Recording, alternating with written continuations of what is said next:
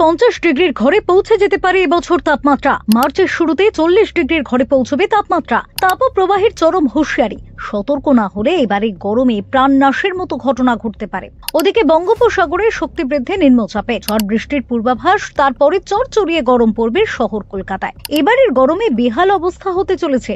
কি জানাচ্ছে আলিপুর আবহাওয়া দফতর, জানুন আবহাওয়ার বিশেষ আপডেট। ভোরের দিকে এখনো শীতের আমেজ অনুভূত হচ্ছে গোটা রাজ্যে। বেলা যত গড়াতে থাকে তত প্রখর হয় রোদের তাপ। ফাল্গুনের শুরুতে দিনের বেলা বেশ জ্বালা ধরাচ্ছে সূর্য। আলিপুর আবহাওয়া দফতর বলছে, দক্ষিণবঙ্গে আগামী দুদিন রাতের তাপমাত্রার হেরফের হবে না, তারপরে ধীরে ধীরে বাড়বে। উত্তরবঙ্গে আপাতত 7 দিন তাপমাত্রার হেরফের হওয়ার সম্ভাবনা নেই। এই আবহে বঙ্গোপসাগরের ওপরে শক্তি বৃদ্ধি করছে নিম্নচাপ অঞ্চল। ফাল্গুনের শুরুতেই পশ্চিমবঙ্গকে কড়াইয়ে ভাজা শুরু করে দিল গরম। বুধবারই কলকাতা সহ রাজ্যের একাধিক জেলায় সর্বোচ্চ তাপমাত্রা 30 ডিগ্রি সেলসিয়াসের গণ্ডি পেরিয়ে গেল। পুরুলিয়া, জলপাইগুড়ির মতো জেলায় দিনের তাপমাত্রা ছাপিয়ে গিয়েছে 32 ডিগ্রির গণ্ডি। বাগডোগরায় আবার দিনের তাপমাত্রা পৌঁছে গিয়েছে 33 ডিগ্রিতে।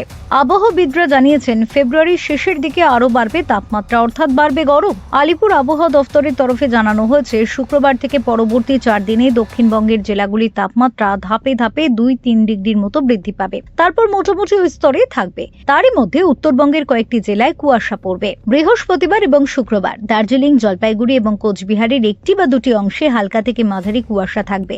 মূলত সকালের দিকে যা কুয়াশা পড়ার পড়বে, বেলা বাড়লে আকাশ পরিষ্কার হয়ে যাবে। সেই সঙ্গে আলিপুর আবহাওয়া দফতরের তরফে জানানো হয়েছে, আগামী 24শে ফেব্রুয়ারি পর্যন্ত পশ্চিমবঙ্গের সব জেলার আবহাওয়ায় শুষ্ক থাকবে। আলিপুর আবহাওয়া দফতরের তরফে জানানো হয়েছে, বুধবার সর্বোচ্চ তাপমাত্রা ছিল 30.4 ডিগ্রি, যা স্বাভাবিকের থেকে 0.4 ডিগ্রি বেশি। সর্বনিম্ন তাপমাত্রা ছিল 17.4 ডিগ্রি, যা স্বাভাবিকের থেকে 1.3 ডিগ্রি কম। বৃহস্পতিবারও কলকাতার সর্বোচ্চ এবং সর্বনিম্ন তাপমাত্রা মোটামুটি একই স্তরে থাকবে। মার্চের শেষে এবং এপ্রিলের শুরুতে তাপমাত্রা 40 ডিগ্রির ঘরে পৌঁছে যেতে পারে।